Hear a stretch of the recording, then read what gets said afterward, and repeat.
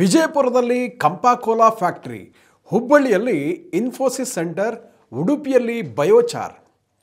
ನಮಸ್ಕಾರ ವೀಕ್ಷಕರೇ, ನೀವು ನೋಡ್ತಾ ಇದ್ದೀರಾ ವಿಶ್ವವಾಣಿ ಮನಿ. ನಾನು ಕೇಶವ ಪ್ರಸಾದ್.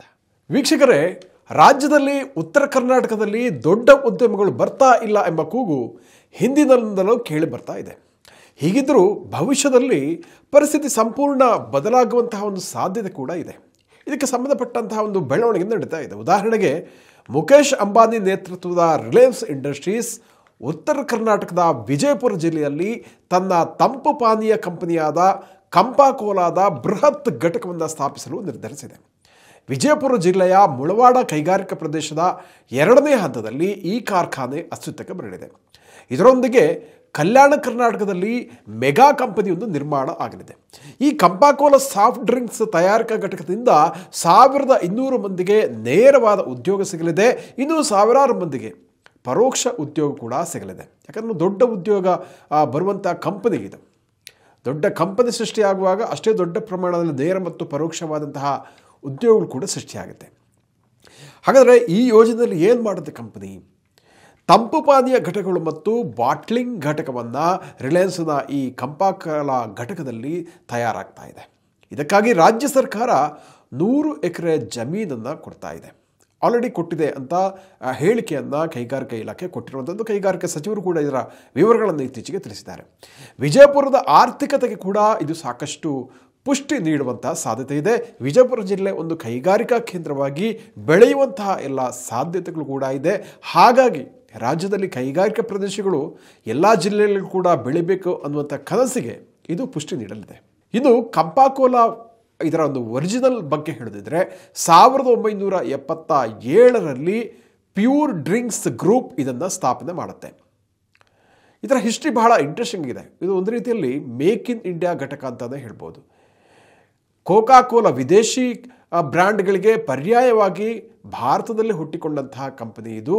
ಅಂದರೆ ಭಾರತದ ಸ್ಥಳೀಯ ಪಾನೀಯಗಳ ಒಂದು ಫ್ಲೇವರ್ನ ಇಟ್ಕೊಂಡು ಬಂದಿರುವಂಥದ್ದು. ಗ್ರೇಟ್ ಇಂಡಿಯನ್ ಟೇಸ್ಟ್ ಎಂಬ ಸ್ಲೋಗನ್ ಇಟ್ಕೊಂಡು ಈ ಕಂಪನಿ 70ರ ದಶಕದಲ್ಲಿ ಬಹಳ ಜನಪ್ರಿಯವಾಗಿತ್ತು. ಒಂದು ನ್ಯಾಷನಲಿಸ್ಟಿಕ್ ಸೆಂಟಿಮೆಂಟನ್ನು ಕೂಡ ಇದು ಹೊಂದಿತ್ತು. ರಾಷ್ಟ್ರೀಯವಾದಿ ಒಂದು ಅಲೆಯನ್ನೇ ಈ ಕಂಪನಿ ಎಬ್ಬಿಸಿತ್ತು. ಅಂದರೆ ನಮ್ಮ ದೇಶದ ಒಂದು ತಂಪು ಪಾನೀಯ ಕಂಪನಿ ಅನ್ನುವಂಥ ಒಂದು ಅಚ್ಚುಮೆಚ್ಚಿನ ಒಂದು ಇದರ ಬಗ್ಗೆ ಒಂದು ಜನರಿಗೆ ಒಂದು ಒಲವು ಅಥವಾ ಒಂದು ಪ್ರೀತಿ ಇತ್ತು. ಯಾಕಂದರೆ ನಮ್ಮದು ದೇಶದ ಮೇಕ್ ಇನ್ ಇಂಡಿಯಾ ಕಂಪನಿ ಆಗಿರುವಂಥ. ಹೀಗಿದ್ರೂ ಕೂಡ ಏನಾಗುತ್ತೆ ನಂತರ ಅಂದರೆ 80ರ ದಶಕದಲ್ಲಿ ಉದಾರೀಕರಣ ಅಥವಾ ಲಿಬರೈಸೇಷನ್ ಆದಾಗ ಈ ಕೋಕಾಕೋಲಾ ಇರ್ಬೋದು, ಪೆಪ್ಸಿ ಕಂಪನಿ ಇರ್ಬೋದು, ಇವುಗಳೊಂದು ಕಾಂಪಿಟೇಷನನ್ನು ಈ ಕಂಪಾಕೋಲಾ ಕಂಪನಿ ಎದುರಿಸಬೇಕಾಗತ್ತೆ.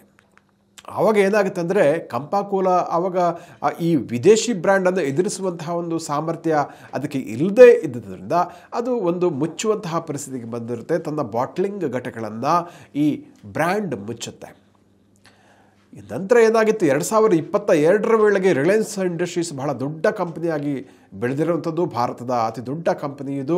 ರಿಲಯನ್ಸ್ ಇದರ ಭಾಗವಾದಂತಹ Reliance consumer products limited company ಏನು ಮಾಡುತ್ತೆ ಅಂದರೆ ಈ ಕಂಪಾಕೋಲಾವನ್ನು ಖರೀದಿ ಮಾಡಿಸುತ್ತೆ 2022ರಲ್ಲಿ. ಮತ್ತು ಇದು ಏನಾಗುತ್ತೆ ಅಂದರೆ ಬಹುರಾಷ್ಟ್ರೀಯ ಕಂಪನಿಗಳಿಗೆ ದೊಡ್ಡ ಮಟ್ಟದ ಕಾಂಪಿಟೇಷನನ್ನು ಇವಾಗ ಕೊಡ್ತಾ ಇದೆ. ಅದಕ್ಕೆ ಬೇಕಾದಂಥ ಎಲ್ಲ ಸ್ಟ್ರಾಟಜಿಗಳನ್ನು ಮುಖೇಶ್ ಅಂಬಾನಿಯವರು ಮಾಡ್ತಾ ಇದ್ದಾರೆ. ಕಂಪಾಕೋಲಾ ಕಂಪನಿ ಯಾವ ರೀತಿ ಒಂದು ಸ್ಟ್ರಾಟಜಿ ಮಾಡ್ತಾ ಇದೆ ಅಂತಂದರೆ ಪ್ರೈಸ್ ವಾರನ್ನು ಮಾಡ್ತಾ ಇದೆ. ಪ್ರೈಸಿಂಗ್ ಸ್ಟ್ರಾಟಜಿಯನ್ನು ಭಾಳ ಚೆನ್ನಾಗಿ ಮಾಡ್ತಾ ಇದೆ. ಏನು ಮಾಡ್ತಾ ಇದೆ ಅಂತಂದರೆ ಈಗ ಸಣ್ಣ ಸಣ್ಣ ಬಾಟ್ಲ್ಗಳಲ್ಲಿ ಈ ಕೋಕಾಕೋಲಾಕ್ಕೆ ಪ್ರತಿಯಾಗಿ ಕೊಡ್ತಾ ಇದೆ. ಮತ್ತು 200 ml ಇರ್ಬೋದು, 250 ml ಇರ್ಬೋದು, ಇದನ್ನೆಲ್ಲ ಕೇವಲ ಒಂದು 10 ರೂಪಾಯಿ ಪ್ರೈಸಿಗೆ ಕೊಡ್ತಾ ಇದೆ. ಆವಾಗ ಏನಾಗುತ್ತೆ, ಟೇಸ್ಟ್ ಕೂಡ ಅದೇನು ತುಂಬ ಕಾಂಪಿಟೇಟಿವ್ ಆಗಿ ಇರುತ್ತೆ, ಪ್ರತಿಸ್ಪರ್ಧೆ ಕೊಡುವಂಥ ಮಟ್ಟದಲ್ಲೇ ಇರುತ್ತೆ. ಹೀಗಾಗಿ ಒಂದು ಕಡೆ ಕ್ವಾಲಿಟಿ, ಇನ್ನೊಂದು ಕಡೆ ಕಡಿಮೆ ರೇಟ್. ಇದು ತುಂಬ ವರ್ಕೌಟ್ ಆಗ್ತಾ ಇದೆ. ದೊಡ್ಡ ಮಟ್ಟದ ಒಂದು ಕಾಂಪಿಟೇಷನನ್ನು ಕೊಡ್ತಾ ಇರುವಂಥದ್ದು ಈ ಕಂಪಾಕೋಲಾ ಬ್ರ್ಯಾಂಡ್ ಮುಖೇಶ್ ಅಂಬಾನಿಯವರ ರಿಲಯನ್ಸ್ ಇಂಡಸ್ಟ್ರೀಸ್ ಅಡಿಯಲ್ಲಿ. ಹೀಗಾಗಿ ಬಹುರಾಷ್ಟ್ರೀಯ ಕಂಪನಿಗಳಿಗೆ ಪೈಪೋಟಿ ಕೊಡುತ್ತಿರುವಂಥ ಒಂದು ಕಂಪನಿಯಾಗಿದ್ದು ವಿಜಯಪುರದಲ್ಲಿ ಇವಾಗ ತನ್ನ ಉತ್ಪಾದನಾ ಘಟಕವನ್ನು ಸ್ಥಾಪನೆ ಮಾಡ್ತಾ ಇರುವಂಥದ್ದು. ಅದೇ ರೀತಿ ರಿಲಯನ್ಸ್ಗೆ ದೊಡ್ಡ ಒಂದು ಮಾರ್ಕೆಟಿನ ಒಂದು ಮಸ್ಕಲ್ ಇದೆ, ದೊಡ್ಡ ಮಾರ್ಕೆಟ್ ನೆಟ್ವರ್ಕ್ ಇರುವಂಥದ್ದು. ಹಾಗಾಗಿ ಅದನ್ನು ಕೂಡ ಈ ಡಿಸ್ಟ್ರಿಬ್ಯೂಷನ್ ಮಾಡಲಿಕ್ಕೆ ಯಾವತ್ತೂ ಕೂಡ ಇಂಥ ತಂಪು ಪಾನೀಯ ಕಂಪನಿಗಳಿಗೆ ದೊಡ್ಡ ಮಟ್ಟಿನ ಒಂದು ಡಿಸ್ಟ್ರಿಬ್ಯೂಷನ್ ನೆಟ್ವರ್ಕ್ ಬೇಕಾಗುತ್ತೆ. ಅದು ರಿಲಯನ್ಸ್ ಗ್ರೂಪ್ನಲ್ಲಿ ಆಲ್ರೆಡಿ ಇರುವಂಥದ್ದು. ಅದರ ಪ್ರಯೋಜನವನ್ನು ಕಂಪಾಕೋಲಾ ಕಂಪನಿ ಪಡ್ಕೊಳ್ತಾ ಇದೆ. ತುಂಬ ಸಾಕಷ್ಟು ದೇಶದಾದ್ಯಂತ ರಿಲಯನ್ಸ್ನ ರಿಟೇಲ್ ಔಟ್ಲೆಟ್ಗಳಿದ್ದಾವೆ. ಇಲ್ಲೆಲ್ಲ ಕೂಡ ಈ ಒಂದು ಕಂಪಾಕೋಲಾದ ಪ್ರಾಡಕ್ಟ್ಗಳು ಸಪ್ಲೈ ಆಗುತ್ತೆ. ಇನ್ನು ಇನ್ಫೋಸಿಸ್ ಏನು ಮಾಡ್ತಾ ಇದೆ, ಹುಬ್ಬಳ್ಳಿಯಲ್ಲಿ ಡೆವಲಪ್ಮೆಂಟ್ ಸೆಂಟರನ್ನು ಇತ್ತೀಚೆಗೆ ಉದ್ಘಾಟನೆ ಮಾಡಿರುವಂಥದ್ದು. ಇದು ಕೂಡ ಉತ್ತರ ಕರ್ನಾಟಕದ ಒಂದು IT ಸೆಗ್ಮೆಂಟ್ ಅಥವಾ IT ಕ್ಷೇತ್ರದಲ್ಲಿ ದೊಡ್ಡ ಒಂದು ಮೈಲುಗಲ್ಲು ಆಗುವಂತಹ ನಿರೀಕ್ಷೆ ಇದೆ. ಮತ್ತು ಜೊತೆಗೆ ಇನ್ನೊಂದು ವಿಶೇಷ ಏನಂದರೆ ಇನ್ಫೋಸಿಸ್ನ ಸ್ಥಾಪಕರಾದ ಸುಧಾಮೂರ್ತಿ ಇರ್ಬೋದು ಅಥವಾ ನಾರಾಯಣಮೂರ್ತಿ ಇರೋದು, ಇವರೆಲ್ಲ ಏನಂದರೆ ಹುಬ್ಬಳ್ಳಿ ಕಡೆಯವರಾದ್ದರಿಂದ ಉತ್ತರ ಕರ್ನಾಟಕದ ಒಂದು ಜನರಿಗೂ ಕೂಡ ಒಂದು ದೊಡ್ಡ ಒಂದು ಸಂಭ್ರಮದ ಸಂಗತಿ. ಇನ್ಫೋಸಿಸ್ ಹುಬ್ಬಳ್ಳಿಯಲ್ಲಿ ಕ್ಯಾಂಪಸ್ನಲ್ಲಿ ಸುಧಾರಿತವಾದಂತಹ AI ಸೈಬರ್ ಭದ್ರತೆ ಮತ್ತು ಬಾಹ್ಯಾಕಾಶ ತಂತ್ರಜ್ಞಾನ ಕೇಂದ್ರವನ್ನು ಉದ್ಘಾಟನೆ ಮಾಡಿರುವಂಥದ್ದು. ಅದರ ವಿಸ್ತರಣೆ ಅಲ್ಲಿ ಹುಬ್ಬಳ್ಳಿಯಲ್ಲಿ ಆಗ್ತಾ ಇರುವಂಥದ್ದು. ಈ ಹಿಂದೆ ಅಂದರೆ ಕೆಲವು ವರ್ಷಗಳ ಹಿಂದೆ ಕೇವಲ ಒಂದು 200 ಉದ್ಯೋಗಿಗಳಿದ್ದ ಕ್ಯಾಂಪಸ್ನಲ್ಲಿ ಇವತ್ತು 1000ಕ್ಕೂ ಹೆಚ್ಚು ತಂತ್ರಜ್ಞರನ್ನು ಒಳಗೊಂಡಿರೋ ದೊಡ್ಡ ಮಟ್ಟಕ್ಕೆ ಈ ಕಂಪನಿ ವಿಸ್ತರಣೆ ಆಗಿರುವಂಥದ್ದು. ಇನ್ಫೋಸಿಸ್ ಸ್ಥಾಪಕರಾದ ನಾನು ಈಗಾಗಲೇ ಹೇಳಿ ನಾರಾಯಣಮೂರ್ತಿ ಮತ್ತು ಸುಧಾಮೂರ್ತಿ ಅವರು ಉತ್ತರ ಕರ್ನಾಟಕದವರಾಗಿರೋದ್ರಿಂದ ಕೂಡ ಒಂದು ವಿಶೇಷ ಅಂತ ಹೇಳ್ಬೋದು. ಹಾಗಾಗಿ ನಮ್ಮ ಕೈಗಾರಿಕಾ ಸಚಿವರು ಕೂಡ ಇದನ್ನು ಬಹಳ ವೆಲ್ಕಮ್ ಮಾಡಿದ್ದಾರೆ. ಇತ್ತೀಚಿನ ಒಂದು ಟ್ವೀಟ್ನಲ್ಲೂ ಕೂಡ ಅದನ್ನು ಈ ವಿಷಯವನ್ನು ಅವರು ತಿಳಿಸಿರುವಂಥದ್ದು. ಹಾಗಾಗಿ ಹುಬ್ಬಳ್ಳಿಯಲ್ಲಿ IT ಕ್ಷೇತ್ರದ ಬೆಳವಣಿಗೆಗಳಿಗೆ ಈ ಇನ್ಫೋಸಿಸ್ನ ಕ್ಯಾಂಪಸ್ ವಿಸ್ತರಣೆ ಆಗಿರುವಂಥದ್ದು ದೊಡ್ಡ ಮಟ್ಟಿನ ಒಂದು ಪುಷ್ಟಿ ಕೊಡುವಂಥ ಒಂದು ಚಾನ್ಸಸ್ ಇದೆ ಅನ್ನುವಂಥದ್ದು.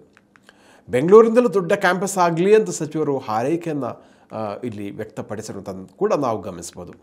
ಈ ಕೇಂದ್ರವು ಏನು ಮಾಡುತ್ತೆ ಅಂದರೆ ವಿವಿಧ ಕ್ಷೇತ್ರಗಳಲ್ಲಿ ಜಾಗತಿಕ ಗ್ರಾಹಕರಿಗೆ ತನ್ನ ಸರ್ವಿಸನ್ನು ಕೊಡುತ್ತೆ. AI ಟೆಕ್ನಾಲಜಿ ಇರ್ಬೋದು, ಕ್ಲೌಡ್ ಇರ್ಬೋದು, ಎಂಜಿನಿಯರಿಂಗ್ ಸೇವೆಗಳನ್ನು ಕೊಡುವಂಥದ್ದು, ಇನ್ನು ಸ್ಪೇಸ್ ಇಂಡಸ್ಟ್ರಿಗೆ ಬೇಕಾದಂತಹ ಟೆಕ್ನಾಲಜಿಯನ್ನು ಕೊಡುವಂಥದ್ದು, ಹೀಗೆ ಹೊಸ ಕ್ಷೇತ್ರದ ಇಂಡಸ್ಟ್ರಿ ಸರ್ವೀಸ್ಗಳನ್ನು ಈ ಇನ್ಫೋಸಿಸ್ನ ಸೆಂಟರ್ ಕೊಡುವಂಥದ್ದು. ವೀಕ್ಷಕರೇ, ಇನ್ನು ಉಡುಪಿಯಲ್ಲಿ ದೇಶದ ಮೊಟ್ಟ ಮೊದಲ ಅತ್ಯಾಧುನಿಕ ಬಯೋಚಾರ್ ಘಟಕ ಅಸ್ತಿತ್ವಕ್ಕೆ ಬರಲಿದೆ. ಇದು ಕೂಡ ಬಹಳ ಇಂಟ್ರೆಸ್ಟಿಂಗ್ ನ್ಯೂಸ್ ಅಂತಲೇ ಹೇಳ್ಬೋದು. ದೇಶದ ಮೊಟ್ಟ ಮೊದಲ ಅತ್ಯಾಧುನಿಕ ಬಯೋಚಾರ್ ಘಟಕ ಉಡುಪಿಯಲ್ಲಿ ನಿರ್ಮಾಣಗೊಳ್ತಾ ಇದೆ. ಇದಕ್ಕೆ 100 ಕೋಟಿ ಇನ್ವೆಸ್ಟ್ಮೆಂಟನ್ನು ಡೆನ್ಮಾರ್ಕಿನ ಮಾಶ್ ಮೇಕ್ಸ್ ಕಂಪನಿಯು ಮಾಡ್ತಾ ಇರುವಂಥದ್ದು ಬಹಳ ವಿಶೇಷ ಅಂತ ಹೇಳ್ಬೋದು. ಮಣ್ಣಿನ ಫಲವತ್ತತೆ ಸುಧಾರಿಸಲಿಕ್ಕೆ ಗೋಡಂಬಿ ಸಂಸ್ಕರಣೆಯ ತ್ಯಾಜ್ಯವನ್ನು ಬಳಸಿ ಸಮೃದ್ಧ ಇಂಗಾಲ ಹೊಂದಿರುವಂತಹ ಬಯೋಚಾರ್ ಅನ್ನು ತಯಾರಿಸುವಂಥ ಘಟಕ ಇದಾಗಲಿದೆ. ಗೋಡಂಬಿ ಉಡುಪಿ ಕಡೆ ಬಹಳ ಫೇಮಸ್ ಆಗಿರುವಂಥದ್ದು.